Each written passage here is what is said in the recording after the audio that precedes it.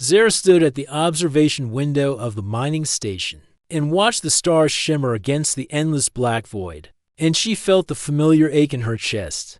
That came with being so far from home, but home was dying anyway, so what difference? Did it make where she stood Velkari were fading and everyone knew it?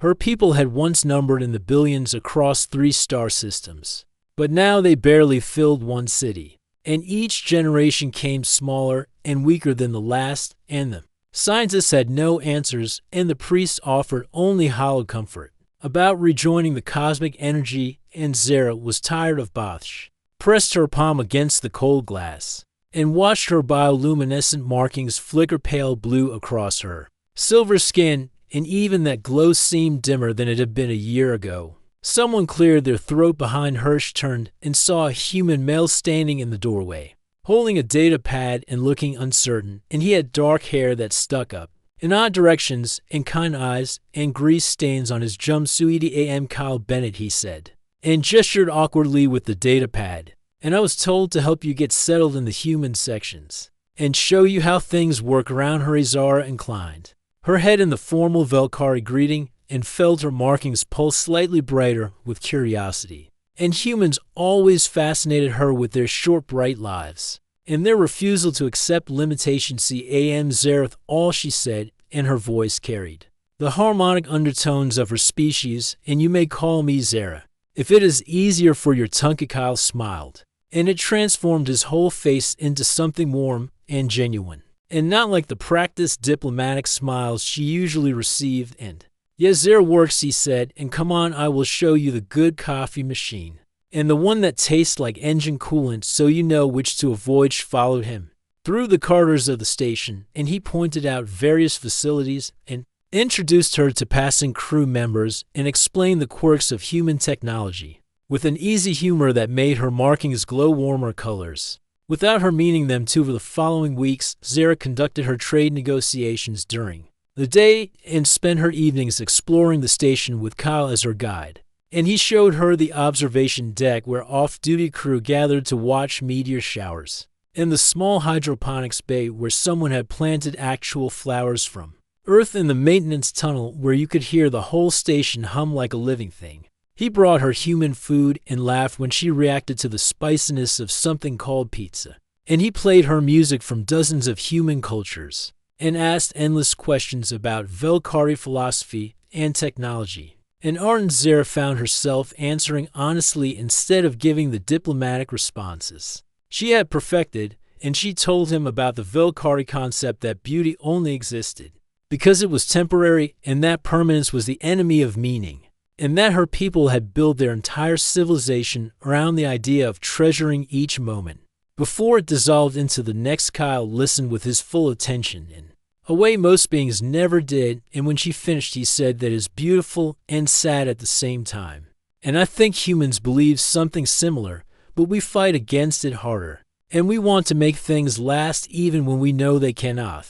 Weeks became months, and Zara realized she was spending more time with Kyle than on her actual diplomatic duties, and her markings glowed brighter when he entered a room. And she caught herself thinking about him during meetings and wondering what he would think about various proposals and agreements. Then came the day. The reactor malfunctioned, alarms shrieked through the station, and crew members ran in controlled panic toward emergency stations. And Zara was in the command center when the reports came in that Kyle and 2 other engineers were trapped in Section 7 Delta, with radiation levels rising and containment failing. She did not think, and she simply moved. And her people had telepathic abilities that humans lacked, and she reached out with her mind across the distance and found Kyle's consciousness bright and terrified, and determined in the chaos, showed him the path through the failing systems, and guided him past the radiation leaks, and held his fear steady when he wanted to panic, and she felt his mind against hers, intimate and warm, and utterly human in its refusal to give up. When Kyle stumbled out of Section 7 Delta with the other 2 engineers all alive, the entire command center erupted in cheers, and Kyle looked across the room and met her eyes, and she knew he had felt her in his mind and understood what she had done. They met later in the observation room where they had first spoken, and Kyle said thank you, and his voice was rough with emotion, and I felt you there. And it was like you were holding my hand through the whole thing. Zara's markings blazed gold. And she said, among my people to share minds like that is an act of great intimacy, and I should have asked permission. But there was no time. Kyle stepped closer and said, I am glad you did not ask, because I would have said yes anyway. And there in the starlight he kissed her. And Zara felt her careful control shatter, and she kissed him back, and her markings danced. With colors she had not shown in years, their relationship grew in the quiet spaces between official duties, and they would meet in Kyle's quarters and share meals and stories and touches, and Zara learned what it meant to laugh freely and to feel desire and to want a future even when she knew she had none. Ekel ran his fingers along her arm one evening and traced the glowing patterns on her skin and said, you are the most beautiful person I have ever met, and I do not just mean how you look. Zara felt warmth bloom in her chest, and she leaned into his touch and said, I love you, Kyle Bennett. And I did not mean for it to happen, but it did. Kyle pulled her close and said, I love you too. And I have for weeks now, and I was just waiting for the right moment to tell you. They held each other as the stars turned beyond the window, and Zara felt happier than she had in decades, and she almost told him then about what was happening to her body, but she could not bear to break the perfection of the moment with the truth of her dying. But Kyle noticed eventually, because humans noticed everything about the people they loved. He saw how her skin had grown more translucent, and how her markings flickered instead of glowing steady, and how sometimes when he held her hand his fingers seemed to pass slightly through her palm, as if she was becoming less solid. Zara, he said one morning, and his voice was careful.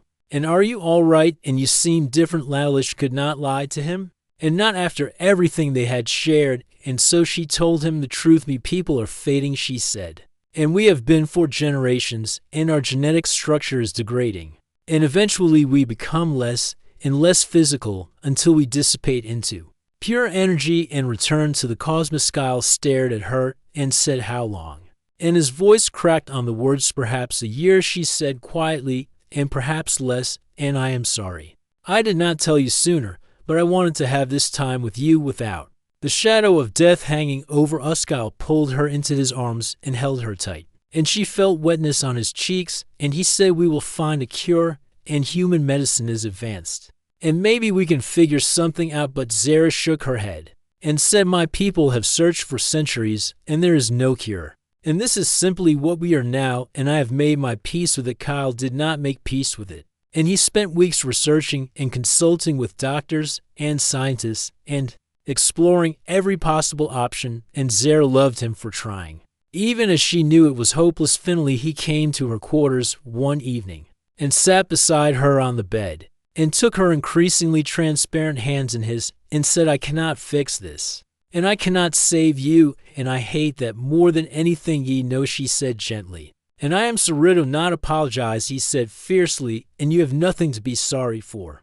And I just wish we had more time. Azara smiled and said, but this is the Velkari way, and beauty exists because it ends, and meaning comes from impermanence. And I have had more joy with you in these months than in decades before. The message came from her people 3 months later, and they wanted her to return home to fade among her own kind, and it was tradition, and it was expected, and the proper way for a Velkari of her status to. And Kyle found her staring at the message, and he said, you should go if that is what you need, and I will not hold you. Hurry. Zara looked at him, and at his dear familiar face, and at the way he was trying to be strong for her, and she said, I do not want tradition, and I do not want what is proper, and I want to stay here with you for whatever time I have left. Are you sure? He asked. And your people and your customs. Me people are dying anyway, she said, and their customs die with them.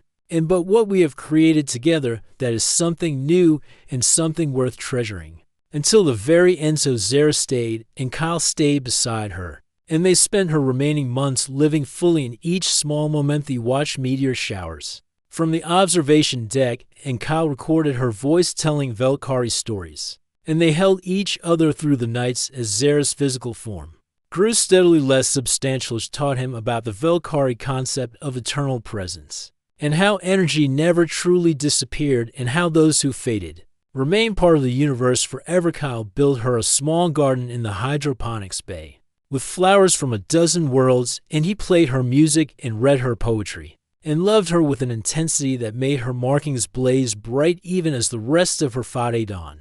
The last evening Zara knew it was time, and she could feel her molecule.